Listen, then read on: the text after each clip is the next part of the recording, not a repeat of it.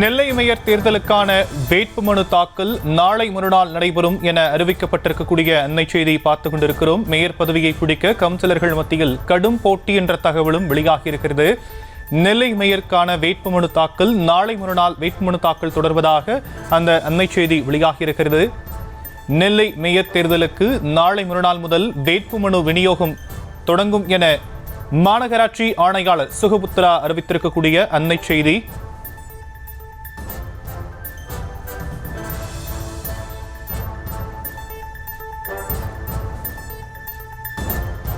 விரிவான விவரங்களை நம்முடைய செய்தியாளர் ராஜா வழங்க நாம் கேட்கலாம்.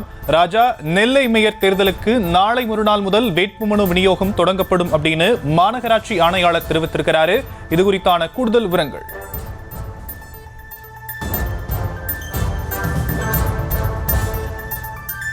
வணக்கம் ஷாம். திருநெல்வேலி மாநகராட்சி மறைமுக தேர்தல் ஆகஸ்ட் 5ஆம் தேதி நடைபெறுகிறது. நாளை மறுநாள் விண்ணப்பம் விநியோகம் என சுகபுத்ரா மாநகராட்சி ஆணையாளரும் தேர்தல் நடத்த அலுவலருமான சுகபுத்ரா தெரிவித்திருக்கிறார். நாளை தினத்தில் மறுநாள் நடக்கக்கூடிய விண்ணப்ப ஃபார்ம் ஆனது தற்போது அந்த பணியானது தற்போதே நடந்து கொண்டிருக்கிறது. நெல்லை மேயராக இருந்த சரவணனுக்கும் கவுன்சிலருக்கும் இடையான மோதல் போக்கு தொடர்ந்து வந்தது. அதன் காரணமாக மாநகராட்சி கூட்டம் முழுமையாக நடைபெறாமல் சலசலப்புடனே நடந்து வந்தது.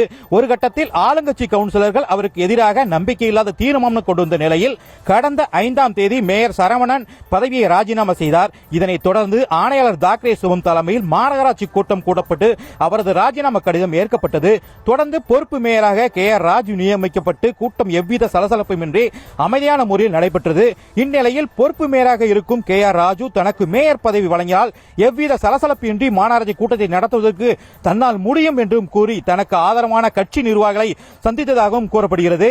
அதே நேரத்தில் பதவிக்கு திமுக கவுன்சிலரான கிட்டு, உலகநாதன், கருப்பசாமி கோட்டையப்பன், பவுல்ராஜ் உள்ளிட்டோரும் பலரும் போட்டியில் உள்ளனர். மேலும் மாவட்ட செயலாளர்கள், அமைப்பு செயலாளர்கள், அமைச்சரை உள்ளிட்டு பலரை சந்தித்தும் தங்களது மேயர் பதவிக்கு வழங்க வேண்டும் என சிபாரிசும் கேட்டும் ஆதரவும் திரட்டி வருகின்றனர்.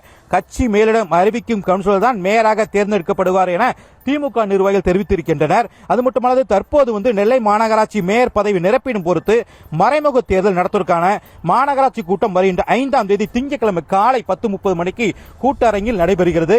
இந்த போட்டியிடுவதற்கு வேட்புமனுவை நாளை மறுநாள் திங்கட்கிழமை முதல் 5ஆம் தேதி காலை வரை வேலை நேரத்தில் மாநகராட்சி மைய அலுவலகத்தில் விநியோகம் செய்யப்படுகிறது என மாநகராட்சி ஆணையாளர் தெரிவித்திருக்கிறார். இந்த போட்டியிடுவதற்கான மறுநாள் திங்கட்கிழமை காலை முதல் வாங்கிக் கொள்ளலாம் என தெரிவித்திருக்கிறார். அதாவது 5ஆம் தேதி காலை 10:30 மணி முதல் 11 மணி வரை வேட்புமனுக்கள் பெறப்படும்.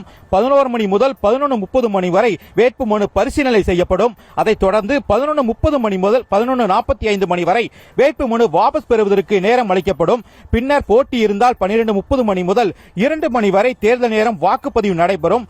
வாக்குப்பதிவு முடிந்ததும் வாக்கு எண்ணிக்கை நடத்தி முடிவு அறிவிக்கப்படும் என தேர்தல் நடத்தும் அலுவலரான சுகபுத்ரா தெரிவித்திருக்கிறார். அது மட்டுமல்லாமல் இந்த மறைமுக தேர்தலானது திமுக கவுன்சிலரிடையே பெரும் போட்டி போட்டு நிலை வருகிறது.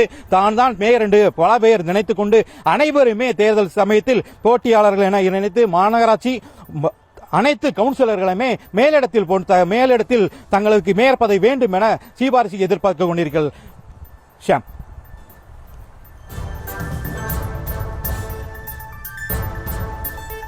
மேயர் தேர்தல் தொடர்பாக கவுன்சிலர்களுக்கு இடையே கடும் போட்டி நிலவக்கூடிய கள விவரங்களை நம்முடைய செய்தியாளர் ராஜா வழங்க நாம் கேட்டும். விரிவான விவரங்களுக்கு நன்றி ராஜா. செய்திகளை உடனுக்குடனும் துல்லியமாகவும் தெரிந்து கொள்ள சப்ஸ்கிரைப் பண்ணுங்க.